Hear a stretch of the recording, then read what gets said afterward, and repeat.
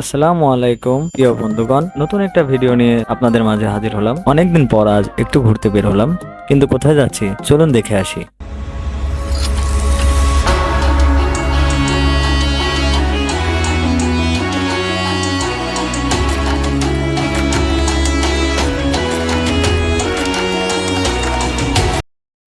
Into দেখে হয়তো বুঝে গেছেন যে আজ আমরা কোথায় যেতে চলেছি। হ্যাঁ বন্ধুরা, আজকে আমরা ইউটিউব ভিলেজ পার্কে যেতে চলেছি।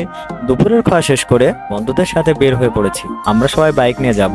তোমরা যারা বাইকে ঘুরতে যাও তারা জানবে বাইকের জার্নিটা কই মজার। আমরা সবাই কুষ্টিয়া মেন সড়ক থেকে না গিয়ে লোকাল রাস্তা দিয়ে যাচ্ছি, কারণ মেন সড়কে গেলে মজমপুর গেট, ওখানে ট্রাফিক পুলিশ আছে আর ট্রাফিক পুলিশ গাড়ি ধরে। আর আমাদের বেশিরভাগ বাইকেরই নাম্বার করা নেই, ড্রাইভিং লাইসেন্স আছে কিন্তু গাড়ির লাইসেন্স নেই। এই জন্যই আমরা মেন সড়ক দিয়ে না গিয়ে লোকাল রাস্তা দিয়ে যাচ্ছি। কুষ্টিয়া শহর পার করে এখন আমরা আছি গড়াই নদীর উপরে। সৈয়দ মাসুদুর রুমি সেতু পার করে আমরা ছুটে চলেছি আমাদের গন্তব্য স্থানে। কিছু দূর যাওয়ার পর আমরা চলে এসেছি ইউটিউব ভিলেজে। বর্তমানে এই গ্রামের নাম ইউটিউব ভিলেজ হলেও এর আগে গ্রামের নাম ছিল শিমুলিয়া। গ্রামের আঁকাবাঁকা পথ ধরে আমরা এগিয়ে যাচ্ছি। এই গ্রামের নামটা যেমন সুন্দর, তার থেকেও বেশি সুন্দর গ্রামের চারিপাশ, রাস্তার দুপাশ সারি সারি গাছের সৌন্দর্য যেন হৃদয় ছুঁয়ে যায়। আর বেশি কিছু নাই বললাম, নাহলে আপনারা ভাববেন আমি হয়তোবা কবি হয়ে গেছি। ফাইনালি আমরা চলে এসেছি আমাদের সেই কাঙ্ক্ষিত ইউটিউব ভিলেজ পার্কে। এখানে একটি গাড়ি পার্কিং এর সুন্দর ছাউনি আছে, আর আমরা সেই ছাউনির ভিতরে এখন গাড়িগুলোকে সুন্দর করে পার্ক করে দেব। আমাদের গাড়িগুলো পার্কিং করা শেষ, এখন আমরা যাচ্ছি টিকিট কাউন্টারের দিকে। নাফিস এখন টিকিট কাউন্টারের সাথে কথা বলছে যে কোনো ডিসকাউন্ট করা যায় কিনা আর টিকিটের মূল্য কত টাকা।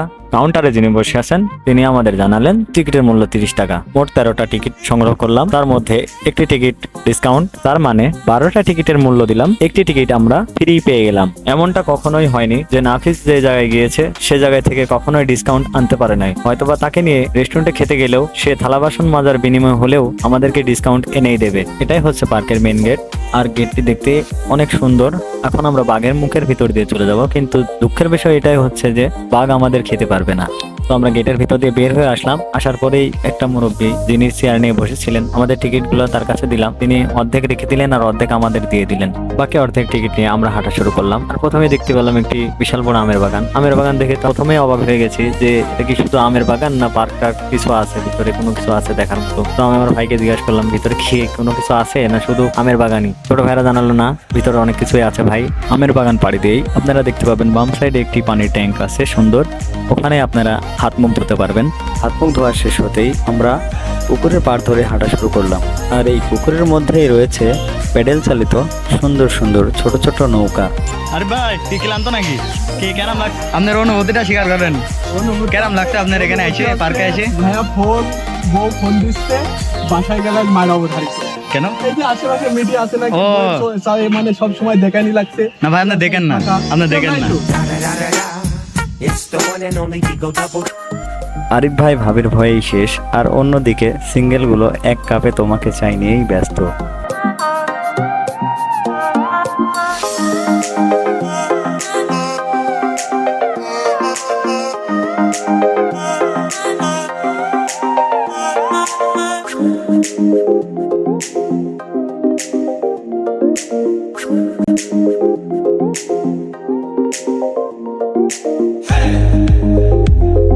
পুকুরের মাঝে কাঠের তৈরি সুন্দর সুন্দর টং করা আছে, যেগুলো দেখতে আমার কাছে অনেকটাই ভালো লেগেছে।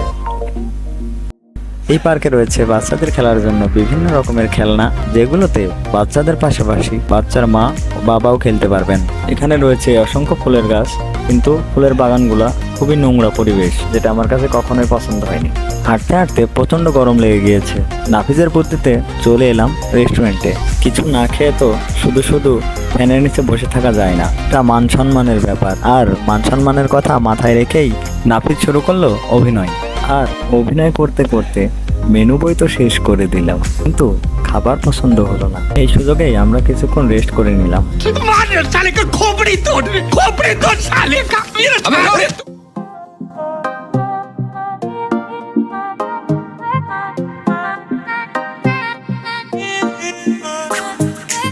কিছুক্ষণ রেস্ট করার পরে চলে এলাম ইউটিউব ভিলেজ লেখাটার কাছে।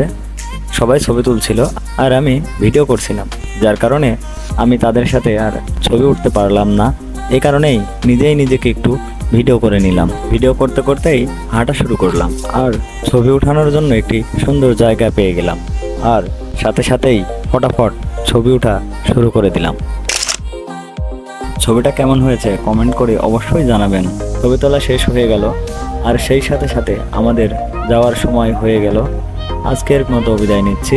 দেখা হবে অন্য কোথাও, অন্য কোনো দিন, অন্য কোনো স্থানে নতুন ভিডিও নিয়ে।